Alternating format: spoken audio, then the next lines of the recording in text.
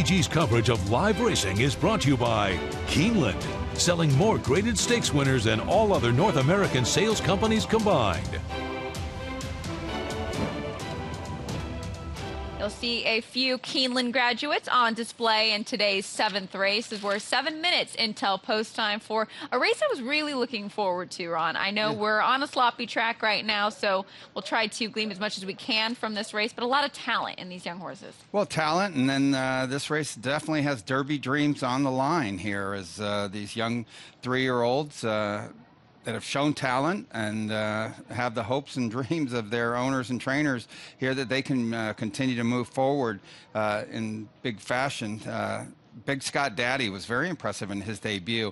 The clockering reports I had read thought that he was a horse that wanted to go long, weren't really sure that he could sprint, and he beat a decent field sprinting there first time out, a son of Scat Daddy out of an Unbridled Song mare. So certainly his connections, hoping that he comes through today and can kind of put him on the Derby trail, so to speak. But Gray Magician, our current favorite at 2-1 right now. 2 races back, very impressive when he was stretched out to a mile.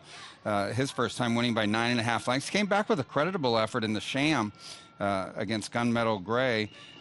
Was fourth, only beaten 3 lengths. So I thought that was a pretty good race. I thought that would make him good. We're having a look at the 7 there. He's a beautiful son of Shanghai Bobby out of lots and lots of hope, extra hope. And he's done nothing wrong. He had a troubled trip last time in the Grade 1 Los Alamitos Futurity, forced very wide in the first turn. And I think this big, good-looking son of Shanghai Bobby, as I mentioned, I think he's going to be tough in here. And they're really looking for him to kind of put it all together like he did when he ran a mile and a 16th right here at Santa Anita, romping by 8 3/4 of a length that afternoon. All of these horses could run in the Bob Lewis on Saturday, though. Yes, you're having a couple facing winners for the first time, so perhaps that's not the logical next step. But Extra Hope could have entered that spot but opted to run here. From a trainer's perspective, why do you think that is? I think they wanted to get the horse some confidence, get him, not keep knocking his head against the best horses there are until he's ready for it. Richard Mandela always takes a conservative approach, and Samantha Siegel is, always willing to listen to her trainer. So I think they just, wanted to pick a little bit easier spot, get him some confidence and headed in the right direction. He certainly has, run enough times to be able to be toughened up for the Derby trail. So the big thing is to get a horse like this some confidence, and I think that's why he's in here instead of the stake on Saturday. Grade 1 place, 3rd last time out in the Los Al Futurity behind the undefeated Improbable. Who knows what type of horse he could turn into, already a multiple stakes winner. Let's officially meet the field for this allowance optional claimer, going 1 mile for straight 3-year-old. Swamp Souffle will kick things off. Last time out in the Eddie Logan was 7th, beaten 9 lengths prior to that. A nice victory at the starter allowance level, just facing much tougher competition today, and that 40-1 price kind of reflects that. Yeah, and the same could be said for the 2 Palladium, coming off a win, but that was in a starter allowance race that was much, much easier than these ones, but they're in here, and who knows, maybe the mud will be a great equalizer. This is a son of Great R, as is the 3-horse Gray Magician. Son of Great R here was 4th. 3 lengths back of Gunmetal Gray in the Sham, and Gunmetal Gray getting a lot of attention on that early Derby trail. So should give a good account of himself in here. Currently on the board at 5-2. Here's Manhattan Up, stepping back onto the main track after being pulled up and walked off last time out in the Eddie Logan Stakes. 12-1 currently for Phil Oviedo and Tiago Pereira. 5 is Big Scott Daddy, as we mentioned, a very impressive debut, first time out from the 11 hole on the outside. Mike Smith had chosen this horse over another nice maiden in the race too, so big hopes for him. And that's what Christina Blackard clued into earlier on in the afternoon. She knew that because Mike Pipey was going to Mike Smith first time out, that this horse was live. 8-1. I hope she made a wager that afternoon on Big Scott Daddy. An impressive debut effort there. The 6 Keenly went through for Bob Baffer, won on debut, one of the many horses that he sent out as 2-year-olds to win first out. Yeah, down at Del Mar for sure. And Son of Tappet should like the 2 turns. And the 7 Extra Hope, I think, will give a very good account of himself here as he takes a little dip in class. Derby dreams on the line, not only in today's 7th race at Santa Anita, but on Saturday, the Robert B. Lewis, and the field is set. One of 2 stakes events on the Saturday card, $150,000 on the line, a Grade 3 event, and the Road to the Kentucky Derby is brought to you by Spendthrift Farm. Big thank you to them. Field of 6 going postward, 1 mile and a 16th. It goes as race number 6. And Mucho Gusto, when we talk about the Los Al Futurity, was second behind his stablemate Improbable and is your 8-5 morning line favorite. Yeah, well, he's very established as Mucho Gusto. He really hasn't run a bad race and had won his maiden debut at Los Alamitos. So Mucho Gusto, I've seen him work in the morning a couple times. He's training very forwardly for this. He deserves to be the favorite. I'm not so sure Gunmetal Gray isn't going to be co-favorite with him there. Both horses in very good form. Although Contesto, a horse that jumped onto the scene in a big way in his most recent race, could be some value there. 5-2 on the morning line. Don't forget, you can get money back on the preps. We have 3 on Saturday. The Robert B. Lewis at Santa Anita, the Withers at Aqueduct, and the Holy Bull Stakes at Gulfstream Park. So your first win bet up to $10 eligible. But just a reminder on the rules. For money back for 3rd place, it's not available on races with less than 8 betting interests. So do take a look at those fields because it does apply to the Robert B. Lewis. But when talking about today's 7th with 1 minute to post, Caleb, we need some pedigree help, and you're the man we go to. Well, we talked about quite a few of the nice pedigrees here in the 7th race going back to earlier in the show. But, you know, if you go back to just last year for the Robert B. Lewis, the horse that won it for Mike Pender was Lombo. And Lombo is a half-brother to the 3 here in Gray Magician. So nice lines there. Gradar was represented by Gray Attempt, who won the Smarty Jones there at Oaklawn Park for the build-up to the Arkansas Derby. But it seems like the story here really is with the 6. And Christina mentioned it earlier in the show. You know, a colt by Tappet out of Just Whistle Dixie. So you think about New Year's Day, who was a Breeders' Cup Juvenile Champion, and of course Mohaman. Those are the only 2 foals out of this mare to race in America. There's one other foal that raced in Europe, but to think that New Year's Day, even for 1 hour, was your Winter Book Derby favorite, and then Mohaman was a Winter Book Derby favorite, and Just Whistle Dixie herself, people forget she was actually the 2nd choice on the morning line in the 2009 Kentucky Oaks when Rachel Alexander won by 20. She had to scratch that week. And even the very gracious Hal Wiggins, when being interviewed, said, we really feel bad for Kieran. They had to scratch their filly. So if she was in that race, maybe Rachel only wins by 16.25. But Just Whistle Dixie, with her race record and her only 2 American foals, nothing but star-studded there, Brittany. And should have no issue with the extra distance this afternoon. In a DRF article reading that he had to take a step back in training after this race, but Bob Baffert saying that he's been coming along. Ron, how do you feel he'll handle this off track? Well, I don't think the off track will be a problem. Usually the Tappets can handle this kind of surface. The big thing is going to be the layoff.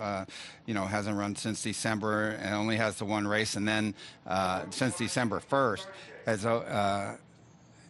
has only had the 1 race and now is going to be asked to go 2 turns against a pretty good field and has some horses in here that have experience like Extra Hope and Gray Magician that they've already run the 2 turns. I think that's going to be a big advantage for those 2 in here. And, you know, if Kingley wins this, certainly a horse you're going to have to kind of catapult up that, that Derby list. But I think it's a tough task for him. 4 horses getting all the play. Pretty much a 4-horse race according to the public here, with the 3, 5, 6, and 7 all floating somewhere between 2-1 and 3-1. The 7 Extra Hope I just have to lean on here because really caught my eye before the Los Al Futurity, but to no surprise, most of Richard Mandela's horses just look absolutely stunning. But there was just something about this horse's demeanor that struck me, and I feel if he gets the trip he needs, this could be a special horse. Well, he is a beautiful horse, and I trained the mom, lots and lots of hope. She only got to run 1 time. She was a big, beautiful filly. I thought she was an Oaks quality filly, and ran her at Hollywood Park, and she was sat last and came flying and was beating the nose, but came out of the race with a crack and a pass turn, and she just couldn't make it to the races. But this is one of the very few that Samantha Siegel would keep that wasn't a stake winner. They have a philosophy to only keep fillies that win stakes or graded stakes to breed, and this is one of the ones they made an exception for. So I also trained the Grand Dam, who was a stake winner and grade 1 placed. So a very good family on the bottom side there with a lot of talent and Extra Hope. I think he's still trying to put it together, and I think that's why Richard Mandela has him in here. You know, when you asked me that question, I was also thinking they may have looked at the weather forecast and decided they didn't want to run on the day when it's going to, you know, have 2 or 3 inches of rain. Really also, poor on and Saturday. thought maybe they'd catch a little bit better track here today. But certainly they would prefer to have had it run on a different kind of racetrack. But you know, Extra Hope, for me, he's the perfect kind of horse that if he can get a confidence builder here today, he could step forward. 5-2 right now on Extra Hope as these talented 3-year-olds moving into line. The owners watching from the grandstand, hoping that hopefully with this allowance victory, they could put their 3-year-old onto the Derby Trail. Best of luck to all. Track announcer Frank Miramati with the call of the 7th from Santa Anita.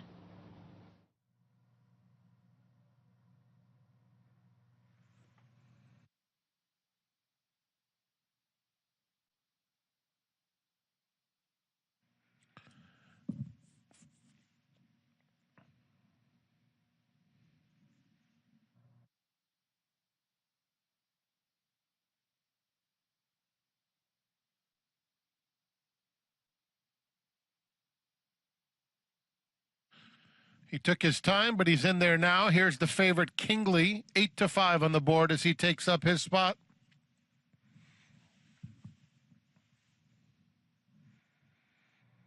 Extra Hope completes the lineup. They're in the gate. And they're off.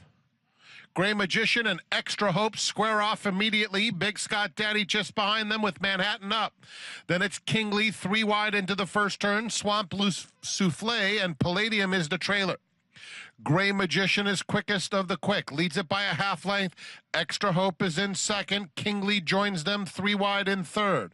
They're followed by Manhattan up at the rail fourth, 3 lengths off the pace. Big Scott Daddy is next, a gap of 5 to Swamp Souffle, and then Palladium. They have 5/8 of a mile to go. Gray Magician by a head to Extra Hope. Kingley a length behind them in third.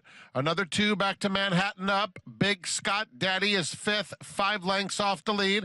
Another 5 to Swamp Souffle and Palladium. They have passed the half-mile pole into the far turn. Gray Magician, Extra Hope, neither giving the other a chance to breathe. 2 more. Kingley has lost some ground in third. At the rail, Manhattan up. Big Scott Daddy is underway now from fifth, 4 lengths off Extra Hope, who takes the lead, and still a big gap to Palladium and Swamp Souffle. It's Extra Hope getting the best now of Gray Magician. Big Scott Daddy on the far outside is closing ground. Kingley inside of him and Manhattan up. There's a furlong left to go, and it's Extra Hope by 2. Big Scott Daddy moving into second. Kingley is still fighting on very willingly, but it's a 1-horse race, and that's Extra Hope who pulls away through the lane. Extra Hope wins it by over 3. Kingley finished second. Big Scott Daddy was third, then Manhattan up and Gray Magician. No doubt about it, after that, Extra Hope should have that extra bit of confidence he needed. Yeah, this should be a really good springboard on to bigger and better things for Extra Hope here. You know, had been running against Improbable and Mucho Gusto and some very good horses. Beat Magnificent McCool by 8 lengths going a route, and those are all horses that are in the stake on Saturday. So, as we mentioned before the race, it just looked like the time to get this horse a good confidence builder to catapult him forward. Really nice races by the 6 Kingley and Big Scott Daddy in their first try around 2 turns and only their second career race. Yeah, Kingley, the runner-up finisher here, looked like he was kind of done coming around the turn, but just found a second win there. So well done by those second-time starters, but no doubt about your winner here, Extra Hope, Flavian Pratt for JMS Stable.